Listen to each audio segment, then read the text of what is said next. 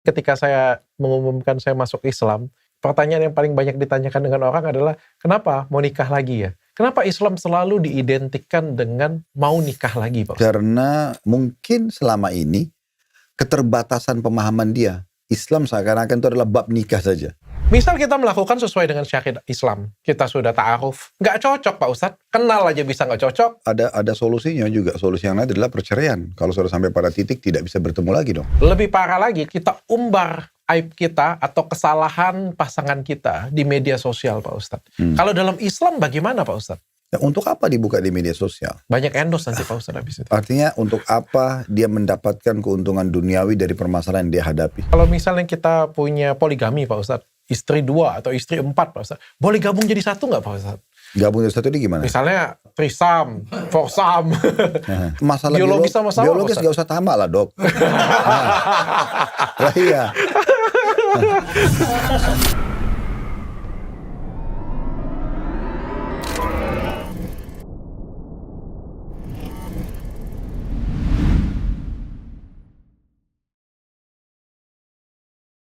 Assalamualaikum warahmatullahi wabarakatuh. Waalaikumsalam. Bismillahirrahmanirrahim. Pak Ustadz, saya pengen tanya Pak Ustadz. Nanya terus, pokoknya Dr. Richard. Pak Ustadz, kalau sunat itu Islam atau tradisi? Islam. Sunat itu Islam? Ya. Tapi kita mulai dulu dengan Alhamdulillah. Wassalatu wassalamu ala Rasulillah. Karena Nabi Muhammad SAW bilang begini. 5 hal yang harus dijaga. Fitrah alami seorang muslim. Lalu beliau memulainya dengan khitan, sunat. Kemudian baru mencabut bulu ketiak, mencukur bulu kemaluan, memotong kuku, ya, kemudian memotong kumis bagi laki-laki. Ini hal yang seperti alaminya harusnya seorang muslim menjaganya. Nabi Muhammad kok bisa tahu ya? Kalau kayak sekarang kan kita ini bisa tahu ya, kalau misalnya sunat itu banyak efek kesehatannya ya. Kalau saya kan dokter nih Pak Ustadz ya, jadi saya belajar juga, bagus nih untuk kesehatan nih. Tapi kok bisa Nabi Muhammad bisa tahu bahwa itu wahyu? Makanya Allah mengatakan tentang Nabi Muhammad SAW, wa ma yantiqu anil hawa, in huwa illa wahyun yuha. Nabi Muhammad SAW tidak pernah bicara dari dirinya sendiri, tapi itu adalah wahyu yang diajarkan dan disampaikan kepada beliau. Jadi itu semua wahyu, Allah yang mengajarkan kepada beliau. Sebelum itu sunat itu sudah ada belum Pak Ustadz? Sudah. Oh sudah ada memang. Ya. Tapi diwajibkan oleh Nabi Muhammad pada waktu itu. Iya betul. Apa aja Pak Ustadz tadi? Khitan, sunat, kemudian mencukur bulu ketiak. Berarti Pak Ustadz cukur bulu ketiak? Iya. Oh iya? Kenapa Pak Ustadz? Ya begitu. Nanti dijelaskan kalau hikmahnya. Kemudian yang ketiga mencukur bulu kemaluan. Aku baru pertama kali dengar loh sumpah. Kalian tahu nggak sih? Tahu ya? Kalian pura-pura tahu. Kalian pura-pura tahu. Aku nggak tahu loh beneran. Bulu ketiak, bulu kemaluan, dicukur. Kalau bulu ketiak itu dalam hadis ada yang mencabut, ada yang cukur. Kemudian mencukur bulu kemaluan. Nah, kemudian itu wajib juga berarti ya? Memotong kuku dan mencukur kumis bagi laki-laki. Enggak, kalau khitan sunat lebih kepada wajib, pendapat umumnya ulama. Tapi kalau 4 ini lebih kepada sunnah. Artinya boleh dikerjakan, boleh enggak. Gitu. Tapi ini semua banyak hikmahnya. Tentu saja di antara hikmah ya yang disampaikan oleh para ulama, di ketiak itu kan daerah lembab. Ya, makanya dia tumbuh bulu kan gitu. Dan itu kalau tidak dicukur, maka dia akan sangat banyak menampung keringat-keringat segala macam. Nah, orang kalau biasakan cukur atau dicabut bulu ketiak itu jauh lebih bersih gitu ya. Juga dari sisi pemandangan, orang kalau punya bulu ketiak dengan tidak itu orang kelihatannya ini lebih bersih. Itu sudah umum lah ya. Kalau bulu kemaluan juga sama, daerah lembab. Orang kalau habis berhubungan biologis, mungkin ada sisa-sisa sperma. Kalau ada bulu bisa nyangkut gitu kan. Terus ada kalau lagi keringatan, itu biasanya bulu itu kan bisa menampung keringat itu. Sehingga mengeluarkan bau yang kurang sedap, bisa berpengaruh pada hubungan biologis kan gitu. Nah seperti itulah, kuku itu bisa menampung bakteri, gitu. Maka dipotong sampai pada batas yang memang berbeda warna, gitu ya, di ujung-ujung kuku itu. Kemudian merapikan kumis bagi laki-laki. Nah itu tinggal selisih pendapat ulama, apakah merapikan ini mencukur habis atau cuman memotong tipis. Nah, dua-duanya itu kuat pendapatnya. Tapi kalau janggut justru dipelihara. Begitu dalam hadis Nabi. Kata Nabi SAW, peliharalah jenggot kalian dan potonglah kumis kalian. Dalam hadis yang lain. Tujuannya apa Ustaz? Ya itu perintah Allah. Perintah Allah yang pertama tentunya. Kalau hikmah-hikmahnya banyak. Ini saya pribadi dok ya. Saya pernah pribadi membaca ada satu jenderal di Amerika. Dia coba mengetes keterampilan snipernya. Dan dia dikagetkan prajuritnya yang berjenggot jauh lebih tepat dalam menembak. Apa hubungannya Pak Ustaz? Ya, itu yang saya pernah baca, surveinya begitu. Dan dia sampai kena penasaran, dia sampai menyuruh tentara perempuannya itu untuk pelihara jenggot. Tumbuhin kalau bisa. Apa nggak tahu, tapi dia menemukan itu karena dia survei beberapa kali. Kalau sisi medis ya yang saya pernah baca itu dok, tenggorokan ini kan laki-laki ada yang muncul nih. Gitu. Jakun. Dia lebih sensitif dibandingkan perempuan biasanya. Oke. Nah jenggot itu mungkin lebih menjaga juga. Di antara banyak. Selain itu yang paling pertama itu kalau kita ingin korek hikmahnya, tapi yang paling dasar adalah karena itu perintah Allah dan Rasulnya. Oke. Siap, kalau sudah perintah kita laksanakan. Jadi bagi kalian semua di rumah jangan lupa kalian sunat hitan ya namanya Pak Ustadz ya. Dan kalau hitan jangan lupa pakai sarung mangga. Sarung mangga yang saya pakai ini cakep banget. Pokoknya setiap episode kita ganti model. Jadi sarung yang saya pakai ini adalah sarung mangga milenium. Sarung ini diciptakan dengan perpaduan seni dan teknologi, motif kembang eksklusif dan tekstur dobi yang refine ditenun dengan mesin berteknologi terbaru, menghasilkan detail yang presisi dan berkelas, terbuat dari rayon premium yang adem, memberikan sensasi lembut dan kenyamanan maksimal di setiap gerakan. Pantas nyaman banget, enak banget, nggak kerasa kasar sama sekali, tebal dan adem. Ya, bagi kalian semua yang pengen beli, silakan kalian beli di www.banggabersarung.com atau saya masukkan di bawah sini. Jadi kita semua bangga bersarung mangga. Pak Ustadz, hari ini kita pengen belajar tentang Nabi Ishak. Nabi Ishak ini anaknya Nabi Ibrahim ya Pak Ustadz ya, benar ya? Hari ini kita pengen belajar tentang jodoh dan keturunan. Apa nih hubungannya Nabi Ishak dengan jodoh dan keturunan Pak Ustadz? Pertama Nabi Ishak ini anak dari Nabi Ibrahim dari istri pertama beliau bernama Sarah. Sarah ini kebetulan mandul. Begitu digambarkan dalam Al-Quran. Sementara Nabi Ibrahim pengen sekali punya keturunan. Dan akhirnya Allah subhanahu wa ta'ala kabulkan setelah beliau banyak berdoa sama Allah. Dikabulkan, uniknya beliau hamil di umur 90 tahun. Ibunya Nabi Ishak. Dan lahirlah Ishak ini. Dan Allah memastikan dalam Al-Quran, Ibrahim dan Sarah akan melihat juga anaknya yang bernama Yakub. Dan semua akan dirobatkan menjadi nabi. Yakub ini nanti namanya dia Israel. Artinya berjalan di malam hari. Ya, karena dia pernah jalan di malam hari. Nah kurang lebih seperti itu gambaran tentang nama Nabi Ishak itu. Nabi Ishak ini tentu tumbuh besar di atas didikan ayahnya dan ibunya. Dan mereka adalah manusia-manusia yang mulia. Dan Nabi Ishak karena kesolehannya sampai Allah mengaruniakan dia anak Yakub. Yang Allah juga nobatkan jadi nabi. Cucunya pun Yusuf menjadi nabi. Jadi ini memang kena turunan kesolehan. Selain daripada keberkahan doa Nabi Ibrahim kakek mereka, ayahnya Nabi Ishak berarti kakek-kakek dari Yakub, dari Yusuf. Dan juga memang Allah subhanahu wa ta'ala memilih mereka. Nah seperti itu kurang lebih gambarannya. Nah Nabi Ishak ini hidup di negeri Syam. Tepatnya di Palestina. Ya, negeri Syam itu di zaman dulu itu satu negara tapi sekarang jadi 4 negara. Libanon, Syria, Palestina, Jordania. Ini namanya Syam dulu. Nah tepatnya Nabi Ishak ini hidup di negeri Syam, di Palestina. Dan sampai hari ini kuburan dia masih ada di sana. Ya, masih ada bersamaan dengan lokasi kuburannya Nabi Ibrahim. Di kota Hebron. Ya. Dan Nabi Ishak ini alaihissalam juga dikaruniai umur yang panjang oleh Allah subhanahu wa ta'ala. Dan dia melanjutkan estafet dakwah ayahnya, Nabi Ibrahim. Makanya waktu Nabi Ibrahim mau meninggal, Nabi Ibrahim panggil Ishak untuk bersama dengan anaknya Ismail. Dari istri yang kedua, namanya istrinya Hajar. Itu juga diangkat jadi Nabi tapi tinggal di Mekah. Nabi Ishak ini sama ibunya Sarah tinggal di Palestina. Nah Nabi Ibrahim alaihissalam memanggil mereka lalu mendudukkan mereka dan mengingatkan agar mereka tetap bertauhid atau menyembah Allah sebelum meninggal. Nabi Ishak pun pada saat mau meninggal sama mengumpulkan Yakub Dan anak-anaknya yang lain kemudian juga menasihati yang sama. Agar betul-betul tauhid kepada Allah ini diwariskan satu sama yang lain. Nah, seperti itu. Apakah Nabi Ishak ini juga mengajarkan pada waktu itu, kayak zaman sekarang itu ada yang namanya ta'aruf? Jadi, kenapa berhubungan dengan masalah jodoh? Karena memang bermula daripada perjodohan antara Ibrahim alaihissalam dengan Sarah, istri pertama. Dan lama mereka menikah, tapi ternyata belum punya keturunan. Karena mereka berdoa terus sama Allah, hanya Allah kasih keturunan itu.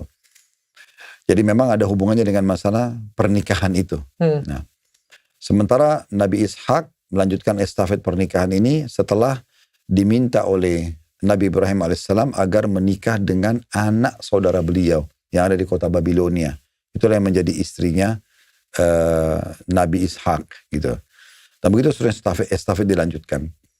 Kalau tadi ditanyakan apa, Dok? Ta'aruf. Apakah diajarkan tata cara ta'aruf? Secara khusus mungkin tidak ada. Tetapi syariat Allah sama. Kan kita gini, Dok, kita kan dibebankan oleh Allah Subhanahu wa taala ini populasi. Ya kan? Kita kan memang hidup ini untuk populasi salah satunya ya.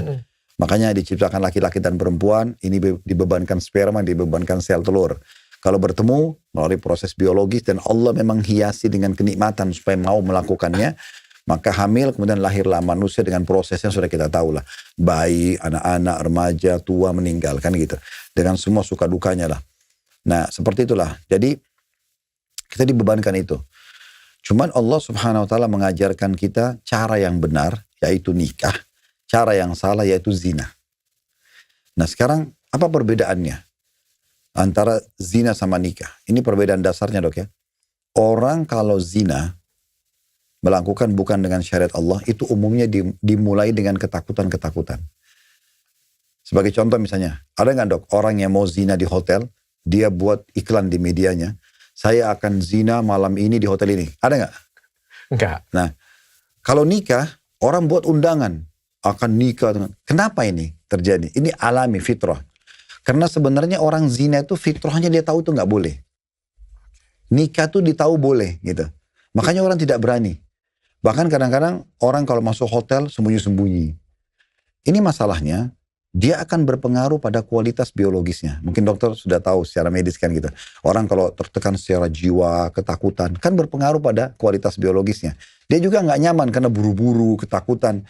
Plus yang luar biasa, dia akan mempengaruhi kualitas sperma yang merupakan bibit manusia dan sel telur yang merupakan kantong manusia nanti. Yang jadi masalah lebih jauh, kalau hamil, dua-duanya secara alami malu. Kalau nggak malu nggak ada aborsi dong. Kenapa harus ada aborsi? Perempuan yang hamil karena zina, pasti dia berusaha tutupin perutnya. Perempuan yang hamil karena pernikahan, walaupun besar, ibu hamil ya, dengan bangga dia mengatakan iya. Nggak ada kekhawatiran. Karena ini cara benar, ini cara salah. Nah, kalau punya anak, dua-duanya malu. Keluarganya malu. Bahkan kadang-kadang terjadi aborsi. Dan yang kalau lahir dalam Islam, loh, anak zina itu nggak jelas statusnya. Nggak ada penisbatan nasab. Jadi nggak boleh dinisbatkan kepada ayahnya. Walaupun sebenarnya ayah itu pemilik sperma. Karena belum melalui akad nikah. Kemudian tidak ada warisan di antara mereka. Dan tidak ada wali pernikahan kalau itu anak perempuan. Kan dalam Islam itu kalau wanita mau menikah harus ada ayah kandungnya yang meridohikan gitu. Mewakili, namanya wali. Ini gak ada kewalian. Tapi kalau nikah, tidak ada orang nikah itu tidak bahagia, Dok. Kecuali memang betul-betul dia diintimidasi. Dan itu persentasenya kecil sekali. Umumnya orang menikah itu kayak jadi raja. Makanya ada istilah keluar bulan madu. Kenapa bulan madu? Karena mereka menikmatin, bahagia banget. Kebahagiaan ini, Dok, mendatangkan hal yang luar biasa. Biologisnya maksimal, kena bahagia. Berpengaruh pada kualitas sperma dan sel telur. Nanti merupakan bibit manusia. Kalau hamil, dua-duanya senang, keluarganya senang. Anak itu lahir, jelas statusnya. Ada nasab, ada warisan. Kalau anak perempuan boleh jadi walinya. Makanya ini Allah mengajarkan kepada kita. Nah ini yang diistilahkan dengan perjodohan. Nah kalau mau menanyakan masalah ta'aruf, sebenarnya Islam sudah mengajarkan tata cara ta'arufnya. Seperti apa? Kita tidak bicara Nabi Ishak, tapi kita sekarang bicara lebih kepada ajaran Nabi Muhammad langsung ya. Kalau saya biasa sampaikan di kajian. Kalau ta'aruf itu diajarkan oleh Nabi Muhammad? Ya, ta'aruf itu artinya cara berkenalan untuk sampai pada proses pernikahan tanpa ada pelanggaran sebenarnya. Oke. Bahasa kalau lawannya itu pacaran. Nah gitu. Kalau pacaran kan ya udah, pokoknya nggak usah pakai syarat-syarat itu deh. Pacaran teknik Islam tanpa melanggar dosa ya, kayak gitu ya Pak Ustadz ya. Ya, jadi enggak, kalau kita gunakan istilah pacaran gini. Pacaran itu kan sebenarnya sama dengan zina. Karena kan tatapan, ciuman, pegang tangan, peluk, akhirnya kemaluan dengan kemaluan tapi dengan cara yang tidak sah. Gitu kan dalam agama maksudnya. Makanya dikatakan zina. Nah, pacaran yang seperti ini boleh tapi setelah akad nikah. Boleh masuk hotel, boleh hamil berapa kali, nggak masalah. Punya anak banyak, safar, pokoknya bebas. Tapi akad nikah dulu. Nah, nikah ini dalam Islam sederhana sekali. Karena hanya prosesnya 1 menit. Mirip dengan orang masuk Islam. Wali perempuan bilang begini, saya nikahkan kamu sama anak perempuan saya, Fulana binti Fulana, dengan mas kawin ini. Calon mempelai laki-laki mengatakan, saya terima nikahnya dengan mahar tersebut. Atau kalau dia mau lengkap, saya terima nikahnya Fulana binti Fulana dengan mas kawin ini. Maka ada 2 saksi, ada wali si perempuan, ada kalimat akad tadi yang diucapin, ada mahar namanya. Mahar itu biasa di Indonesia ditaruh perangkat alat sholat, uang 100.000, uang 1 juta gitu-gitu. Nah ini mahar. Kalau ini ada sah pernikahan. Maka mereka sudah boleh melanjutkan. Oh ternyata ta'aruf itu diajarkan oleh Nabi Muhammad, bukan oleh Nabi Ishak Pak Ustadz.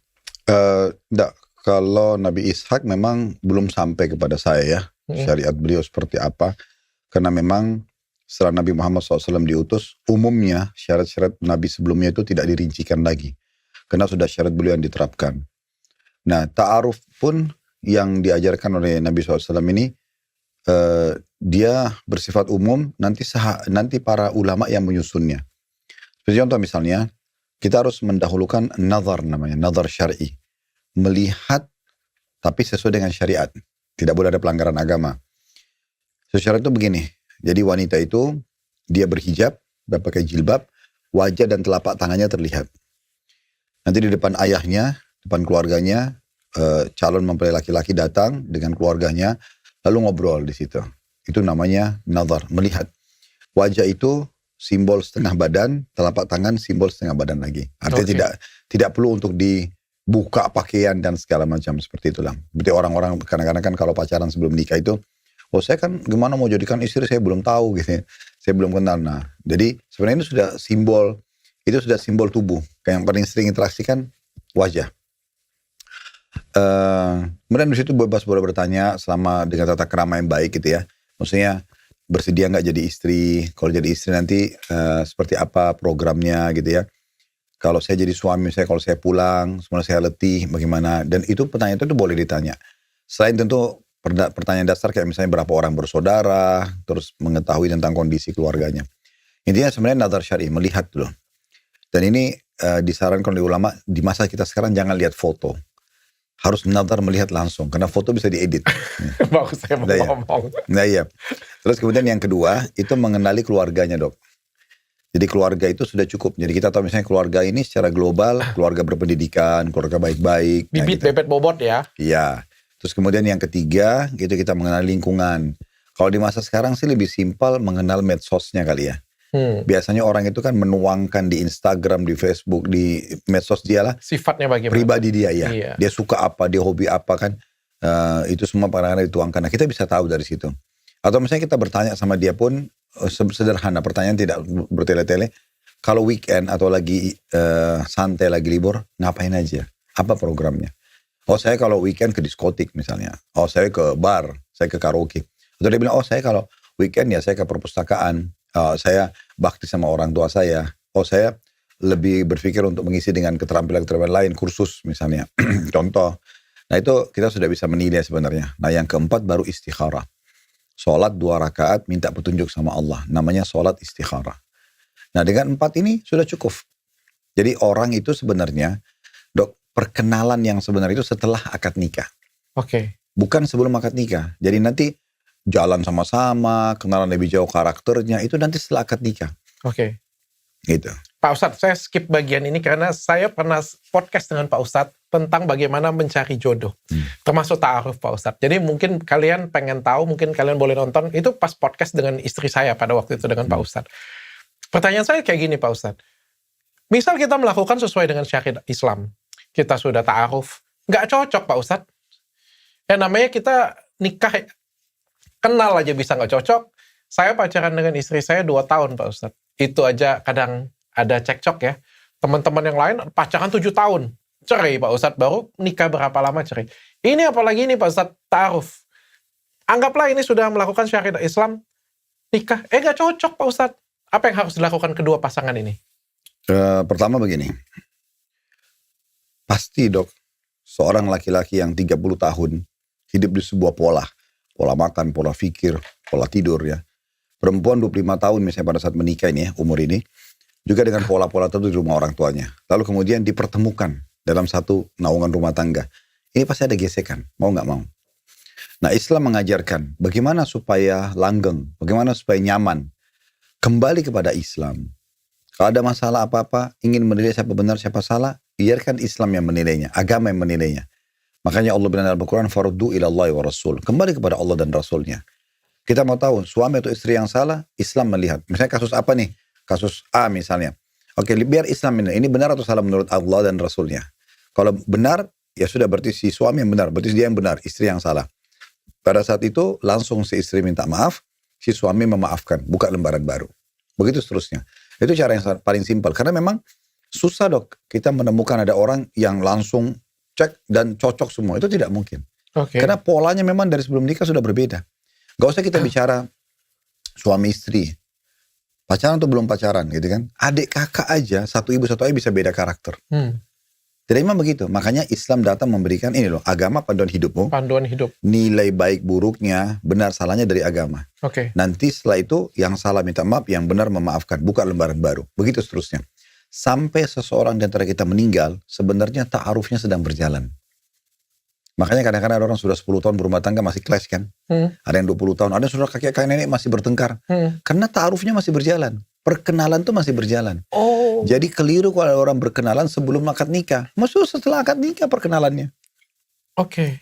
Bedanya apa? Ini kenalan, ini kenalan. Ini baru tahu, ini juga baru tahu. Tapi setelah sah ya. Tapi ini sah. Oke. Nah, kalau ada sah itu kan ada dia ritual agama ya, dia ibadah gitu ya.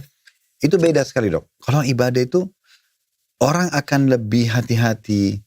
Ada hubungan antara dua keluarga, apalagi kalau punya anak, anaknya juga sah. Itu beda. Itu akan lebih menjaga orang untuk supaya tidak terpikir untuk berpisah lah ya. Oke. Karena memang asal dia niatkan ibadah, dia niatkan memang mau mengerjakan karena itu perintah agama. Pak Ustadz, kalau misalnya ini kan saya setuju Pak Ustadz, kita meletakkan Islam di dalam rumah tangga kita ya. Ya kebetulan ta'aruf dua-duanya sama-sama menjalankan Islam dengan baik. Ini ta'aruf pas kenalan satunya Islam bohongan Pak Ustadz. Nah ini kan susah Pak Ustadz. Meletakkan Islam di atas segalanya, tapi yang satunya lagi. Jadi gini dok. Ada nih Pak Ustadz. Dalam ayat Al-Quran begini. Allah bilang, baku dalam Al-Quran ya. Laki-laki baik-baik yang soleh pasti buat perempuan baik-baik. Perempuan yang baik pasti buat laki-laki baik-baik. Sebaliknya, laki-laki buruk pasti buat perempuan buruk. Perempuan buruk pasti buat laki-laki buruk. Itu sudah menjadi satu hal yang baku. Sebagai contoh begini, realita di lapangan. Orang kalau hidupnya itu baik-baik aja dok. Ya. Dia gak mabuk-mabuk, dia gak narkotika, dia peduli dengan prestasinya, pendidikannya.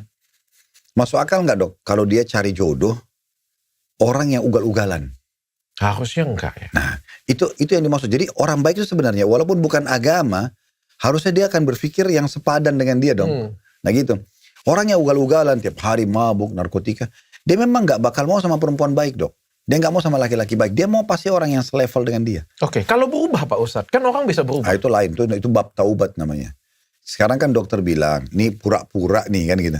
Kenapa ada pura-puranya? Itu karena memang ini kalau saya gak mungkin terjadi. Karena memang dasarnya, dia kalau ini baik dari awal, si laki-laki atau perempuan ini, dia akan dapat yang baik juga. Itu Allah patok itu. Makanya dia kalau dia baik, dia akan selalu dapat panduan.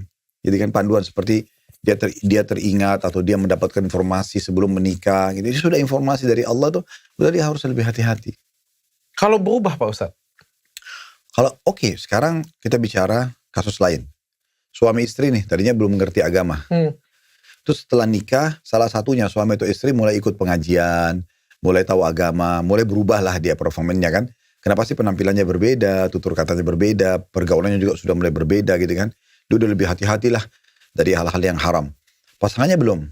Nah gimana caranya nih? Atau pasangannya berubah di tengah-tengah, yang tadinya alim, suka beribadah, misalnya bertemu dengan teman yang baru, jadi berubah nih. Bisa jadi. Ya. Atau sebaliknya, memang tadinya dua-duanya buruk, masih jauh dari agama, tapi yang satu dapat hidayah lah. Yang satu belum. Nah gimana caranya? Nah sekarang, karena sudah terjadi kasus gitu kan, maka kita tahu dalam Islam, saya selalu pandukan begitu dalam pengajian, Bapak Ibu kalau ada masalah, maka kita harus langsung mengedepankan 6 huruf. Solusi.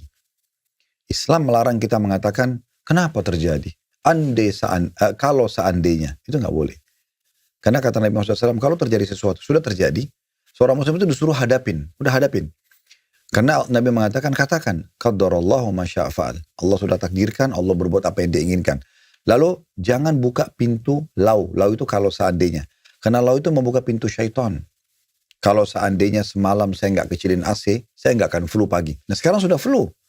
Solusi dong, udah sakit, oh berarti Allah lagi uji saya, sangka baik dengan Allah, tinggal ikhtiar ke dokter, minum obat, selesai. Clear. Mudah sekali kok hidupnya seorang muslim itu. Nah gitu. Oke, langsung ke solusinya saja. Betul. Tapi kalau solusinya satunya nggak bisa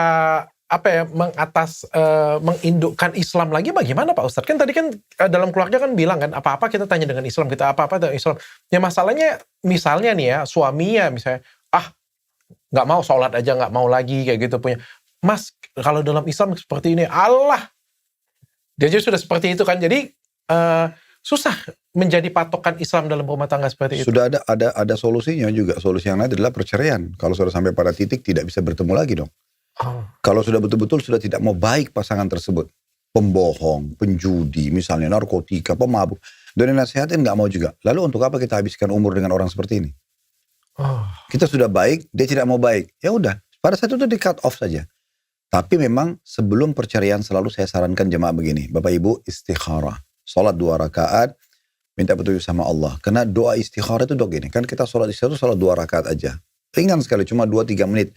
Setelah selesai, baca doa istikharah. Nah, doa istikharahnya cukup panjang, tapi bisa di-searching di Google, doa istikharah akan keluar tuh. Nah, di akhir doa itu isinya begini. Ya Allah, kalau seandainya perkara ini, lalu kita sebutin, pernikahan saya sama orang ini, sebut namanya, atau laki-laki atau perempuan, suami atau istri misalnya. Baik buat agama saya, dunia saya, akhirat saya. 3 ini. Ya. Maka, mudahkan buat saya, takdirkan buat saya. Tapi kalau perkara ini, pernikahan saya ini, buruk buat agama saya, dunia saya, akhirat saya, maka alihkan saya dari dia. Alihkan dia dari saya. Buat saya tidak butuh juga tidak butuh. Kemudian tentukanlah takdir baik dimanapun itu berada dan buat aku menerimanya. Itu istikharah. Jadi nanti kalau memang pasangan ini yang buruk ini, Allah mau dia baik, Allah akan ubah dia. Kalau Allah tidak mau jadi baik, ya sudah berarti Allah mudahkan perceraian. Nanti Allah akan gantikan yang lebih baik. Karena kita tidak mungkin habisin umur. Mirip begini dok, contoh yang lain supaya mudah difahami. Dokter seorang pebisnis nih. Sekarang kalau dokter punya partner bisnis, kita tahu ini orang baik banget. Berprestasi, cerdas, modalnya banyak. Oke, kita optimis lah, kita masuk. Berjalan 6 bulan, 1 tahun, ternyata kita baru tahu dia menipu. Uang itu dari menang judi, uang itu dia curi dari mana, gitu-gitu. Apa yang kita lakukan? Ya udah. Putus kerjasama. Nah itu, kalau sudah, tapi tentu kita bisa ingatkan dulu. Itu nggak boleh, itu nggak baik. Gimana kalau kamu kan cerdas nih, kamu pintar. Caranya gini, idealnya kita pakai modal ini, kita gini, mau nggak? Saya nggak mau tahu. Ya udah oke, sudah masing-masing aja.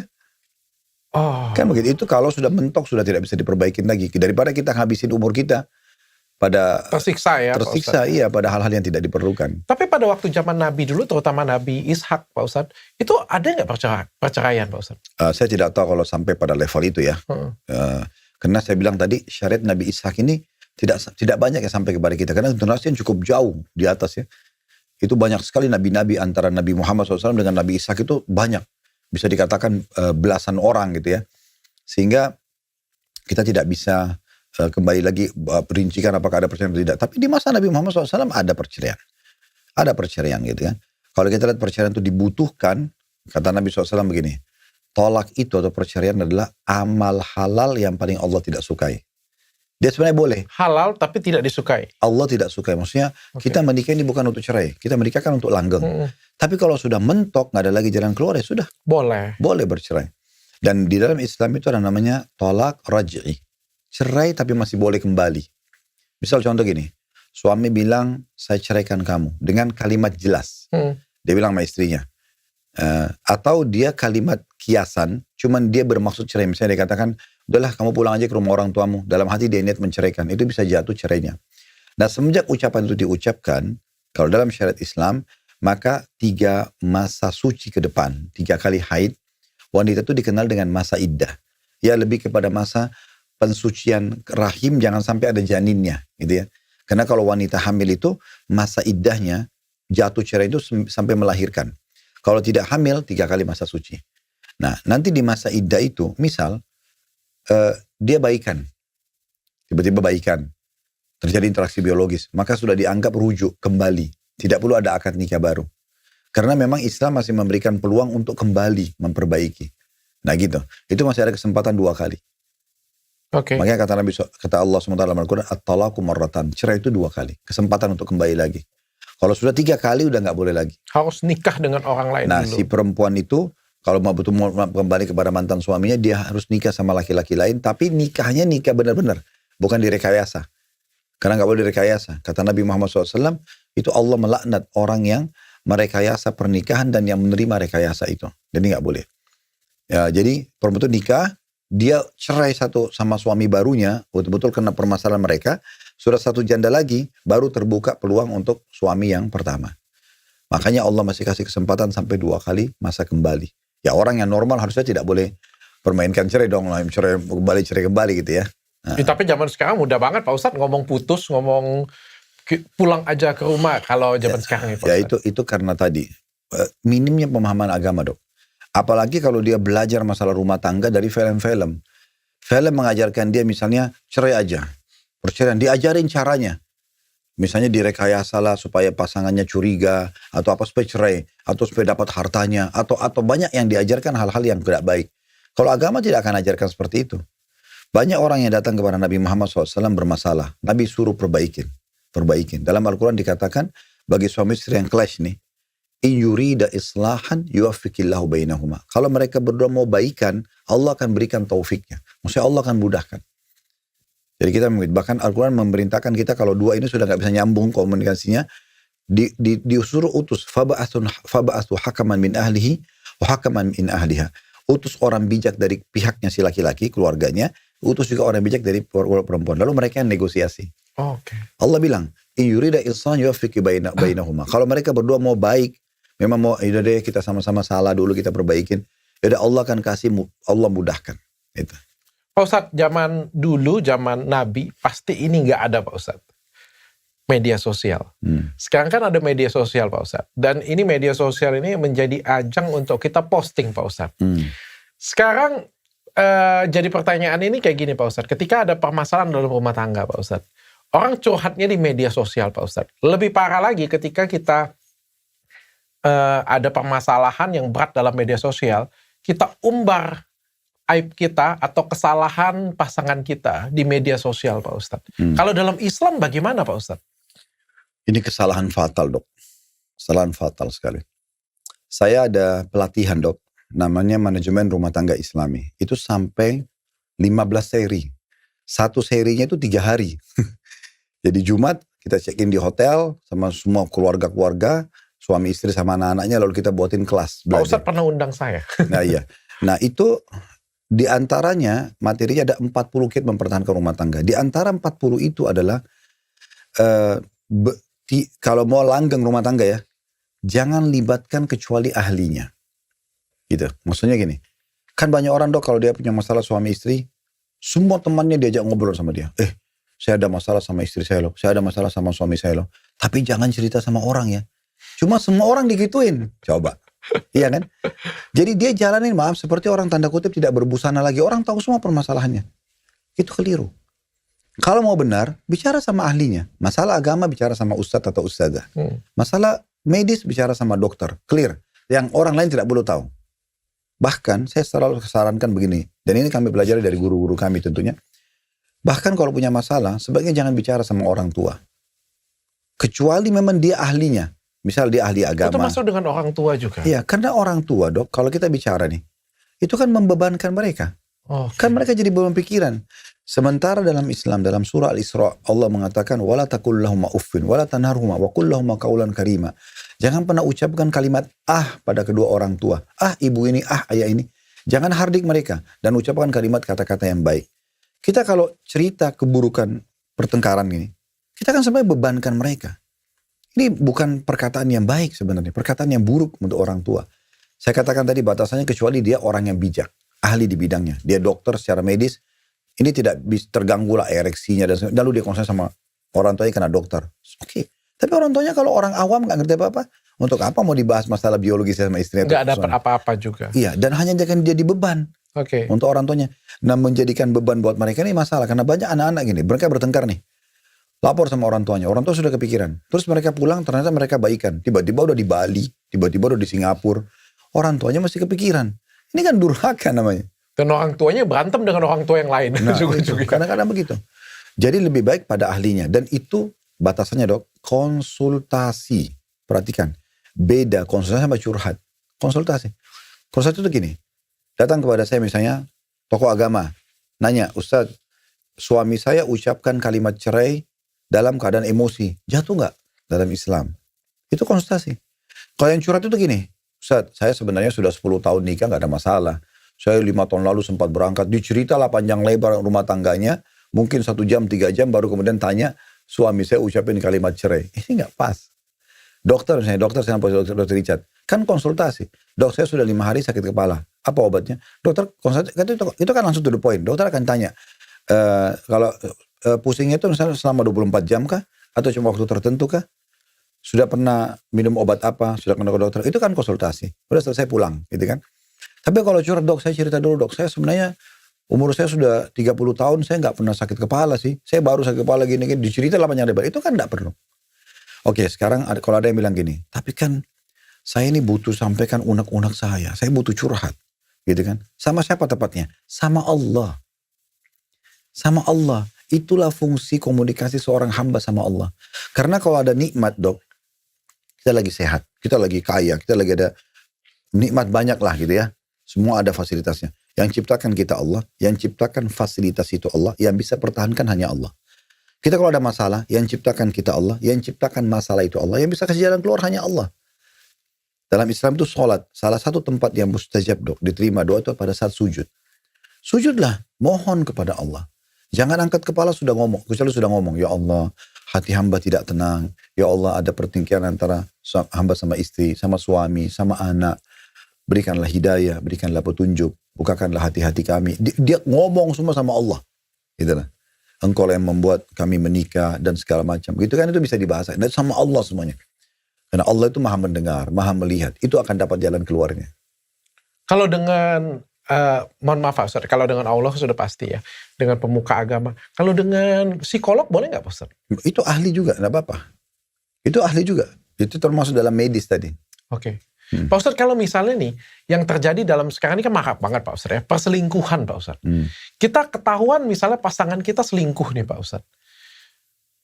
Udah nih kita sudah berusaha menyelesaikan baik-baik dalam rumah tangga, tapi nggak bisa selesai. Atau misalnya salah satu pasangannya nggak bisa terima nih Pak Ustadz. Lalu membukanya di media sosial. Itu masih nggak boleh juga Pak Ustadz? Nggak boleh. Ya, untuk apa dibuka di media sosial?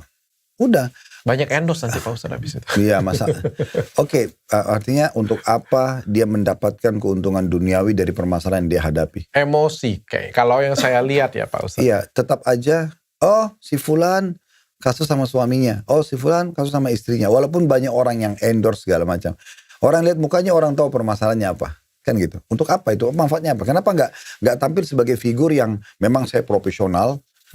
Saya memang karena hebat berbicara. Saya memang karena saya punya keterampilan dalam mempromosikan barang. Dan kenapa bukan itu? Kenapa harus kasus perceraiannya akhirnya dia di-endorse? Kan nggak cocok gitu. Ini persepsi harus kita perbaikin dok. Karena kalau kita biarkan nanti kayak kesannya itu, ini kesempatan terkenal loh. Itu keliru. Itu keliru. Jadi, kalau nyindir Pak Ustadz, nyindir pasangan dari... Sebentar. Dan masalah perselingkuhan ini, pertanyaan sederhana untuk apa? Kan gini dok, ini rasional.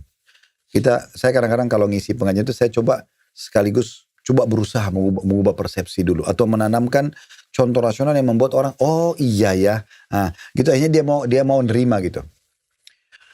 Sekarang gini dok, saya sama dokter, sama semua laki-laki. Kita beda casing dok, tapi judulnya, namanya sama. Laki-laki, ya kan? Ini Chinese, ini Arab, ini bule, ini orang hitam dari Afrika. Ujung-ujungnya laki-laki. Ujung-ujungnya maaf, kemaluannya sama. Kita gak bicara masalah ukuran segala macam, tapi sama. Laki-laki sama.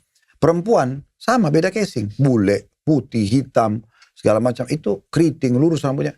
Ini casing. Judulnya perempuan. Nabi Muhammad simpulkan di satu hadis begini. Siapa di antara kalian yang melihat wanita selain istrinya, lalu dia tertarik, kembalilah pada istrinya karena istrinya memiliki apa yang dimiliki oleh wanita tersebut. Sama aja. Ujungnya sama. Cuma beda casing, kan gitu. Nah, dari sini, ini sebenarnya orang harus berpikir, untuk apa dia selingkuh?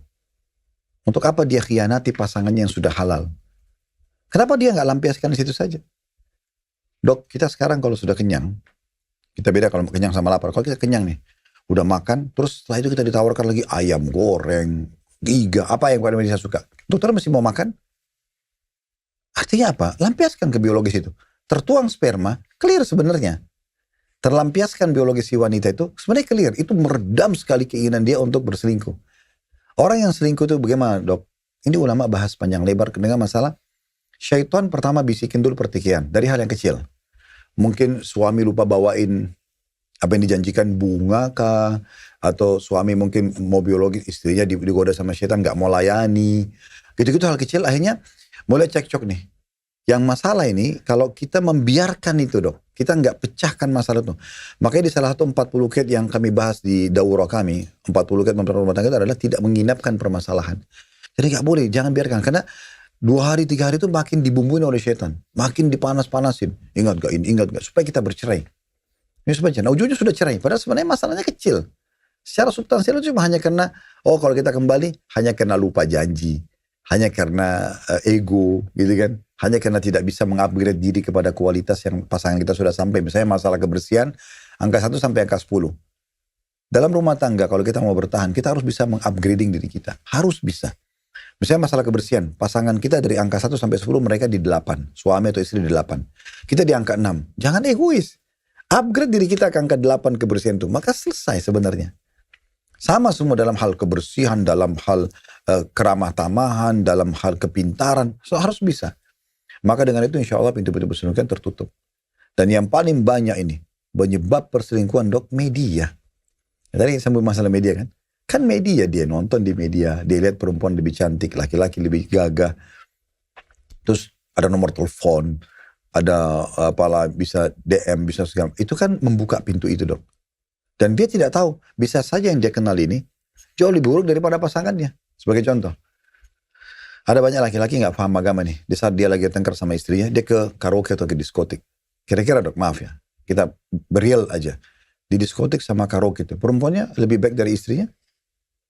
Belum tentu. Iya. Bahkan bisa lebih buruk kan. Karena kan memang orang ini jual jasa itu kan. Yeah. Dokter datang, dia akan rayu. Saya datang, dia akan rayu. Ini orang datang, dia akan rayu. Bagi dia, saya jual badan saya jual. Dia hidup dari situ.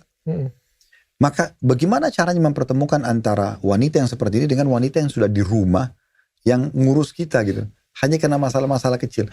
Dia pergi ke sini, lalu dia curhat ke orang ini. Kan jadi masalah. Iya. Ini keliru, ini salah.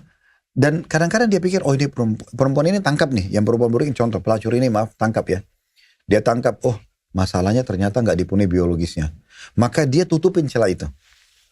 Nah, ayo mas, kenapa? sama saya aja mas. Oke, dipuasin malam itu. Dia pikir perempuan ini nih yang bagus. Dia lupa, satu ini mungkin terpenuhi, ada 99 yang lain masih kacau. Bohong, menipu, mungkin pakai sihir. Mungkin dia juga punya pasangan 1000 orang selain kita gitu kan. Istrinya cuma punya kekurangan di sini. Sebenarnya tinggal konsultasi ke dokter tadi. Tinggal mungkin datang kepada ustadz untuk nanya, ada nggak cara Rasulullah ajarin apa segala macam. Nah gitu. Karena sudah bisa jadi solusi sebenarnya.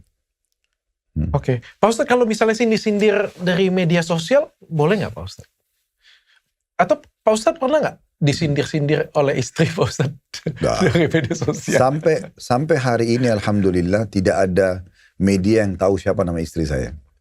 Mereka main media sosial nggak, Pak Ustadz? Ada mereka kadang-kadang punya Instagram hanya untuk mengetahui misalnya apa yang mereka mau ikutin dari ceramah saya misalnya. Dan mereka kita nggak ada yang tahu siapa istri Pak Ustadz. Silakan dokter cari tahu, nggak akan ketemu. Ya kecuali mungkin teman-teman dekat mereka gitu ya. Dan saya pun saya tidak pernah sebutin nama istri saya di media. Saya tidak pernah sebutin, tidak pernah datangkan mereka misalnya pamer, oh ini saya. Dan saya hidup poligami, Dok. Saya bisa saja didikan itu sebagai... Kenapa nggak ditunjukkan, Pak Ustadz? Bukannya katanya kalau Islam itu harus ditunjukkan. Tunjukkan apa? Apa yang mau ditunjukkan, Dok? Bukannya harus kalau sudah menikah itu diumumkan. Itu di acara walima, acara pada saat akad nikah. Bukan diekspos. Bukan diekspos. Ini loh istri saya, ini gini-gini. Terus orang lain ada yang tertarik misalnya. Terus saya bisa kehubungan sama istri saya. Kacau dong, gitu kan? Kan bisa mengacaukan. Makanya Nabi SAW sampai sampai pada level melarang untuk menceritakan biologis. Jadi Pak Ustadz juga nggak pernah foto berdua dengan istri atau kalau antara saya sama beliau ada tentunya. Tapi tidak diposting? Nggak ada diposting, mustahil. Coba cari postingan Ustadz Khalid Basalam sama istrinya, nggak akan ketemu. Ya. Nggak ada. Tapi itu boleh nggak Pak Ustadz? Apanya yang boleh? Posting foto dengan istri. Oke, sekarang pertanyaan sederhana, Dok. Kita kan kalau orang berakal, sebelum berbuat apa-apa, tanya dulu. Apa manfaatnya buat saya? Manfaatnya buat apa? Kenang-kenangan. Itu yang paling simple. Kenang-kenangan simpan di HP saja. Masalahnya bukan. Media itu, Dok, ngekspos. Ini mengekspos sesuatu, ada pasti pro kontra. Percaya, Dok. Ada yang setuju, ada yang nggak setuju. Ada yang cemburu, ada yang nggak cemburu. Menginspirasi. Apa inspirasinya? Ya, ini pasangan yang sakinah mawaddah.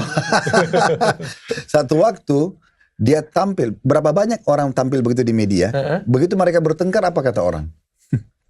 Banyak kan? Ayo ujung cerai. Setelah cerai, yang lalu-lalu akhirnya ditarik semua tuh di media. Nanti Pak Ustadz kelihatan lajang Pak Ustadz. Katanya Pak Ustadz bujang lagi katanya. Kan kalau ditanya, Ustadz sudah nikah? Sudah. Selesai, clear. Oh tidak. Pak Ustadz, saya pengen tanya. Pak Ustadz main media sosial nggak sebenarnya Pak Ustadz? Iya. Instagram? Semua. TikTok? Semua. Pak Ustadz kalau misalnya... Tapi isinya semua edukasi. Nah itu Pak, baru saya mau tanya Pak Ustadz. Ya. Pak Ustadz pernah nggak swipe, cewek cakep keluar Pak Ustadz. Kan seksi lagi Pak Ustadz. Kan gini, media itu dong tergantung. Ayo jujur Pak Ustadz. Loh, saya tidak. Kenapa? Karena gini, karena media itu kan kita tidak asing. Tergantung kita biasa melihat apa kan. Iya. Saya kalau buka, saya cari edukasi Dok. Sehingga di layar saya yang keluar edukasi. Ya, tapi sekali-sekali ada lah Pak Ustadz. Itu mungkin dokter baca. Gak pernah satu kali pun Pak Ustadz. Pokoknya kalau saya melihat selama ini, saya selalu ada ikut. Saya kan melihat misalnya science. Saya melihat ilmu pengetahuan. Saya melihat ceramah tentang ulama-ulama di Timur Tengah. Gitu kan. Jadi saya kalau buka YouTube, yang keluar itu. Pasti keluar di layar saya itu. Dan saya tidak pernah subscribe media-media yang tidak jelas buat saya, tidak ada. Jadi saya cuma ambil informasi saja. Atau mungkin ada memang promo, misalnya saya kebetulan di restoran lagi mau cari apa dan mereka punya Instagram, mereka punya media, maka saya minta anak-anak GA pengadaan purchasing di kantor coba kontak Instagram ini atau Facebook ini karena saya sudah cek. Dan itu kita cek untuk mendapatkan promo atau beli produk yang kami mau. Jadi sebatas semuanya ada manfaatnya, Dok. Karena kalau sudah sampai ada efek negatif aja kepada diri saya atau keluarga saya, untuk apa? Itu membuat PR baru. Nanti kita harus bisa membuat semacam tameng-tameng untuk mengcounter lagi itu. Kan jadi pekerjaan lagi, Dok. Untuk apa? Oke. Pak Ustadz, ini pengen saya tanyain dan pengen saya clearkan Pak Ustadz. Karena menjadi pertanyaan bagi semua orang. Bahkan ketika saya mengumumkan saya masuk Islam, itu pertanyaan yang paling banyak ditanyakan dengan orang adalah, kenapa mau nikah lagi ya? Kenapa Islam selalu diidentikan dengan mau nikah lagi Pak Ustadz? Karena Islam membolehkan poligami, kan gitu. Tapi mengharamkan hubungan gelap, Dok. Pacaran bebas sebelum nikah, gitu kan. Dan kalau ada yang mengatakan, masuk Islam mau nikah lagi ya. Mungkin selama ini keterbatasan pemahaman dia. Islam seakan-akan itu adalah bab nikah saja. Kan Islam luas sekali kan. Aspek ekonomi, sosial, politik, banyak banget. Menikah itu salah satu substansial bahasannya saja. Dan poligami adalah salah satu bahasan dari bab nikah. Jadi sangat kecil sekali. Jadi sangat dangkal kalau orang menganggap orang masuk Islam hanya karena kamu mau nikah lagi. Kok ke situ sih? Kenapa nggak bilang mau masuk Islam supaya menjadi orang kaya? Nah, Islam mengajarin kaya untuk menjadi politikus yang bersih misalnya. Karena Islam mengajarkan untuk jujur dan tanggung jawab misalnya. Kan banyak itu. Kenapa harus itu? Pak Ustadz, kalau misalnya saya mau tanya agak ragu. Pak Ustadz, kan banyak nih ya. Saya pertanyaan saya dulu deh, saya aja deh, yang benar-benar relate dengan diri saya nih Pak Ustadz. Saya kan Islam Pak Ustadz, Muslim. Baru ya Pak Ustadz ya. Kebetulan istri saya non-Muslim Pak Ustadz. Pasti ada keinginan saya itu, ya istri saya juga pengen Islam. Tapi saya nggak pengen memaksakan hal tersebut. Selama ini rumah tangga kami luar biasa bahagia dan adem sejahtera. Saling menghargai satu sama lain, saling dewasa satu sama lain. Bahagia lah Pak Ustadz. Saya agak kesulitan Pak Ustadz. Karena menurut saya dia lebih baik dari saya. Dia lebih soleh dari saya. Dia lebih rajin dari saya. Dia lebih, ya level ketakwaan lah kita bilang ya itu ya. Dia lebih baik daripada saya. Maksudnya Gimana caranya saya mau bawa dia Pak Ustadz? Maksudnya lebih ke agamanya. Iya, entah apapun itu. Misalnya dalam hal yang sangat kecil misalnya ya. Buang sampah aja misalnya ya. Dia lebih telaten daripada saya misalnya. Atau ketika dia melihat sesuatu hal ini tidak sebaiknya dilakukan. Tapi saya masih mau melakukan seperti itu ya. Jadi secara umum konsep kalau kita ngomong ilmu PPKN kalau di sekolah Pak Ustadz. Ilmu PPKN dia bahkan penerapannya jauh lebih bagus daripada saya. Jadi bagaimana saya bisa menarik dia kalau misalnya... Kalau gini dok, saya tarik kasus dokter ini ke bisnis. Supaya mudah difahami ya. Kalau urusan bisnis ini pasti lebih cepat difahami. Kalau dokter berbicara sekarang, anggap istrinya ini calon investor. Calon investor. Dokter sulit sekali untuk mengajak dia investasi. Karena dia lebih pintar, hartanya lebih banyak. Jadi dia lebih segala pengalaman. Gimana caranya saya mau tarik dia? Masuk akal. Sekarang kalau dokter bilang, saya nggak bisa kayaknya. Maka dokter kehilangan dia dong. So bagaimana caranya? Cari orang yang selevel dengan dia. Cari media yang bisa meyakinkan dia. Cari buku yang bisa meyakinkan dia. Gunakan semua itu. Lah iya betul. Supaya dia mau investasi. Nah begitu juga dengan istri dokter. Mungkin dokter bisa menggunakan orang ketiga yang bisa membuat dia yakin. Karena dokter masih belum bisa menampilkan diri sebagai muslim yang benar tadi kan. Masih sementara tahap belajar.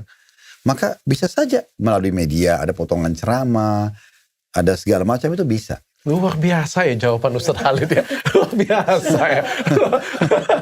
Luar biasa ya jawaban Ustadz Khalid ya.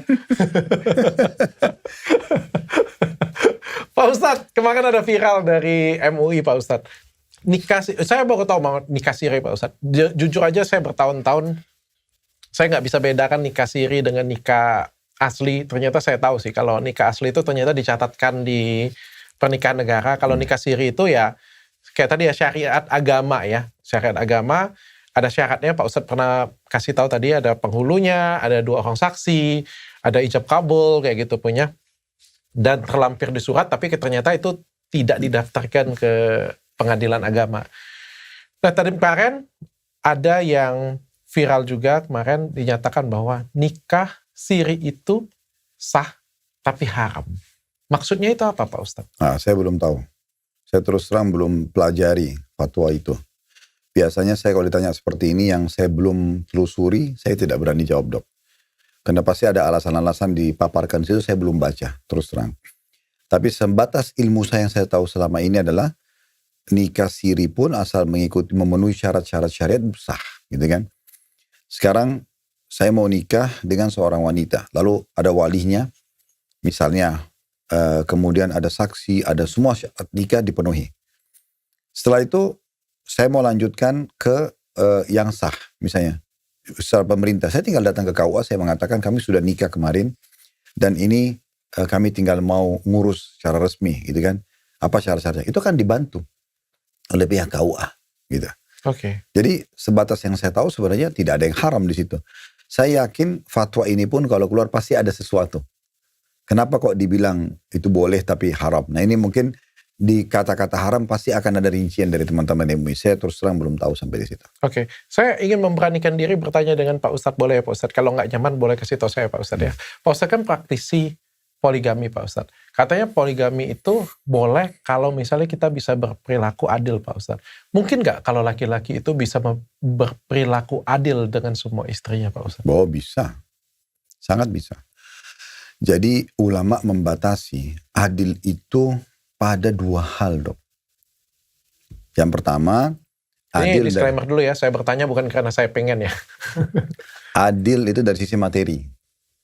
Jadi kalau orang dalam Islam punya 2 orang istri misalnya, istri ini dikasih 10 juta per bulan, istri juga dikasih 10 juta per bulan. Istri diberikan parfum harga 1 juta, ini juga diberikan parfum 1 juta. Walaupun beda merek, tapi nilainya sama. Gitu kan. Ini diberikan mobil, ini juga diberikan mobil. Sama. Gitu. Jadi dia diberikan sama. Anak pun sama. Anak dari istri pertama, anak dari istri kedua. Disamakan pemberiannya gitu ya. Misalnya contoh, dipatok karena istri sudah melahirkan, saya kasih tambah nafkah 5 juta buat anak. Dari istri pertama, istri kedua juga 5 juta buat anak. Itu adil dari sisi itu. Ya. Makin ada, misalnya tiba-tiba istri pertama ini anaknya sudah 5. Istri kedua baru 1. Jelas nafkahnya kan lebih, secara adil ini bukan harus sama ya. Tetapi adil adalah proporsional. Jadi maksudnya, kalau 5 anak, berarti tadi 1 anak 5 juta, berarti tinggal kali 5, 25 juta dong. Tambah dia istri 10 juta, jadi 35 juta contohnya. Seperti itu. Yang kedua, ini dalam, mabit atau nginap. Pembagian malam dong. Pembagian malam. Dalam Islam itu kan maksimal istri 4 poligami. Nah dia nginap tuh. Ini ada nginap, ini ada nginap, ini ada nginap, ini ada nginap. Gitu kan. Nanti hari kelima kembali lagi ke istri pertama. Nah begitu idealnya. Atau mereka punya kesepakatan tertentu. Misal, istri pertama negosiasi nih. Kalau mau poligami boleh, tapi saya nanti dapatnya 3 malam ya. Oh. Mungkin yang sana 2 malam, yang ini 1 malam gitu. Terus mereka setuju semua. Oke, masih boleh. Ini namanya mabit, nginap. Karena ini akan ada hak nginap, itu hak biologis sebenarnya. Hak biologis. Nah ini seperti ini. Tapi, kalau dalam kecenderungan dok, kita nggak bisa cinta. Nggak bisa kita samakan. Mau disamakan adil bagaimana? Dokter punya anak 3. Pasti ada di antara anak itu mungkin yang lebih dokter cintai. Okay. Anak sendiri itu normal. Tetapi itu tidak membuat seseorang mendolimi yang lainnya. Tetap aja dia berikan haknya gitu kan. Tetap dia datang, tetap dia berikan haknya, tetap dia pecahkan permasalahannya, tetap dia lindungin.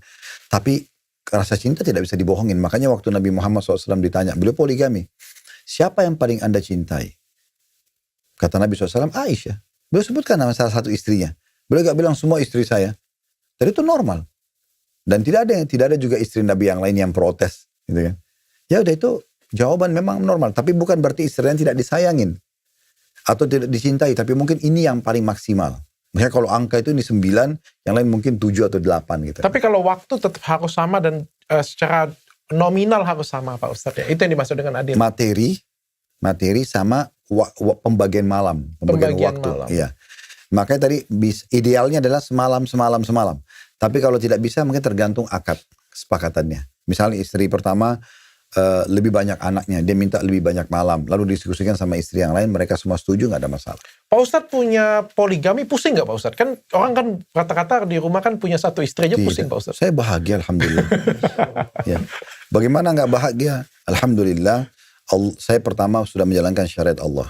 Yang pertama. Jadi mungkin tidak semua orang Allah kasih taufiknya bisa menyempurnakan gitu ya. Itu sudah satu taufik. Karena seseorang itu muslim kalau bisa mengerjakan satu ibadah dan dia bisa konsisten, itu satu karunia dari Allah yang luar biasa. Dia harus syukuri.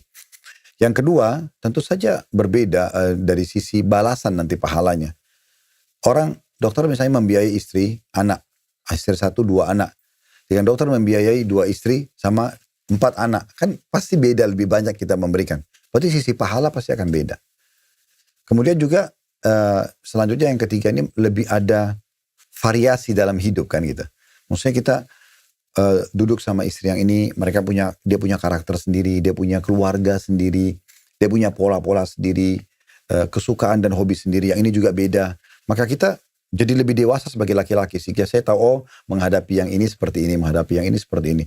Dan orang yang seperti ini pasti akan lebih mudah untuk memimpin di masyarakat. Mereka sering ribut nggak Pak Ustadz? Enggak. Kalau kecemburuan biasa dok, normal. Misalnya cemburu tuh nanya, yang lebih disayang di sana ya dari saya, contoh misalnya. Atau kok yang di sana kemarin kayaknya dikasih baju warna merah, contohnya. Tapi ini jarang sekali ya sama saya, karena saya pada saat pulang safar, mereka sudah tahu semuanya, pasti akan saya kasih standar sama. Nilainya, walaupun misalnya beda warna, pakaian atau apa itu, mereka sudah tahu. Kan kalau sebenarnya yang membuat perempuan itu khawatir dok dalam masalah poligami, karena dia khawatir, ini curang gak sih? Contoh gini, saya pernah kedatangan seorang ibu, mu'alaf kebetulan, datang ke kantor. Pokoknya nangis-nangis depan security mau ketemu sama Ustadz Khalid. Saya biasanya gak temuin perempuan langsung gitu. Kecuali ada laki-lakinya atau apa. Terus karena dia nangis-nangis, saya minta beberapa teman, ayo kita temani. Kita dengar ibu ini ada apa. Kenapa bu? Ini Ustadz suami saya mau poligami, dia bilang. Sama satu wanita yang mau dimu'alafkan. Jadi saya dulu mu'alaf, ini juga mau dimu'alafkan. Terus gimana? Ya saya nggak tahu Ustadz, saya serba salah. Sekarang saya mau terima, hati saya berat. Saya mau tolak, saya nggak mau cerai sama suami saya. Oke. Ibu mau dengar pendapat saya? Iya. Saya mau balik tanya dulu bu. Ibu kenapa nolak poligami? Saya mau tahu masalahnya apa? Kan poligami syariat Allah. Kita sepakat dulu. Sekarang ibu tolak kenapa? Yang pertama dia bilang gini, ini dia ucapin langsung depan saya. Ustadz, saya takut dia berubah. Oke, ada lagi nggak bu? Saya takut nanti dia lebih cinta sama yang baru. Namanya barang baru mungkin lebih disukai gitu ya. Oke, terus kemudian apa lagi? Yang ketiga, dia curang materi Ustadz. Ya. Dia lebih suka di sana, lebih cinta. Dia meninggalkan saya, menceraikan saya, atau dia curang dari sisi materi. Sudah 3 nih. Saya tanya, ada lain nggak? Dia diam, nggak ada Ustaz. Oke. Saya bilang bu, sebenarnya yang punya jawaban untuk ini, itu adalah suami ibu, bukan saya. Kalau ibu mau, ibu panggil suaminya, duduk kita ngobrol bertiga. Nanti apa jawabannya, kita diskusikan sama-sama. Oh ya Ustaz, baik kalau gitu. Nanti saya panggil, aturin jadwal buat suami saya. Baik. Cuma sebelum ibu panggil suaminya, saya mau tanya begini. Kalau seandainya kita kumpul nih bertiga, saya nggak kenal suami ibu loh, dia bilang gitu ya. Tapi kalau kita duduk bertiga lalu suaminya bilang, atau ibu tanya, nanti berubah, lebih cinta sama yang baru. Terus dia bilang, enggak kok, saya nggak akan berubah, saya hanya cinta sama kamu. Ini orang baru hanya menyempurnakan hidup kita atau menjalankan syariat. Terus curang, cerai, enggak, saya nggak akan ceraikan. Untuk apa saya ceraikan istri saya? Saya berumah tangga 10 tahun, untuk apa diceraikan? Gitu kan? Ini cuma penyempurnaan. Oke, curang dari sisi nafkah, harta. Enggak, saya transparan. Saya akan lihatkan semua transfernya. Bisa cek m-banking saya atau apa gitu. Kalau suaminya jawab begitu bagaimana Ustaz? Ibu itu bilang begini sama saya. Ya berarti nggak apa-apa Ustaz. Ternyata penolakan terhadap poligami itu karena kecurigaan. Bukan yang lain. Dia takut berubah, dia takut lebih dicintai. Lalu saya bilang gini, ibu masih punya hak. Ibu bisa bilang sama suami, bilang sama dia, saya ini, kamu mau poligami nih, tapi saya takut kamu berubah. Kamu lebih cinta di sana. Saya takut kamu ceraikan saya. Saya takut kamu curang di sana. Kalau dia jawab semuanya enggak, oke ibu bilang, bisa ditulis gak? Tulis bermaterai. Oh boleh. Iya, saya Fulan bin Fulan, berjanji. Suami, iya berjanji. Saya tidak akan menceraikan, kecuali saya tetap mencintai dan saya tetap mencintai dan ia akan transparan.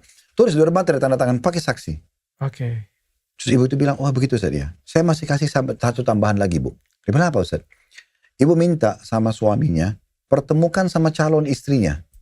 Bilang, saya boleh nggak ketemu sama calon istri itu? Kan nanti dia jadi newcomers nih di rumah kita. Dia akan masuk rumah tangga kita. Posisi dia akan sama dengan saya. Coba saya mau ketemu. Kalau dipertemukan, ibu tanya, kamu kan akan nikah dengan suami saya. Saya ini punya kekhawatiran, nanti suami saya tinggalkan saya. Apa jaminan dari kamu? Nanti suami saya lebih cinta sama kamu. Nanti dia curang dari sisi nafkah. Kalau dia jawab, misal, perempuan itu jawab, oh enggak, saya akan bantu supaya suami lebih cinta pada kakak. Misal, saya akan dukung untuk tidak bercerai. Kalau perceraian saya ribut, saya akan berusaha untuk membantu. Saya akan memberitahukan semua yang saya dikasih. Oke, sudah terjawab? Tulis bu.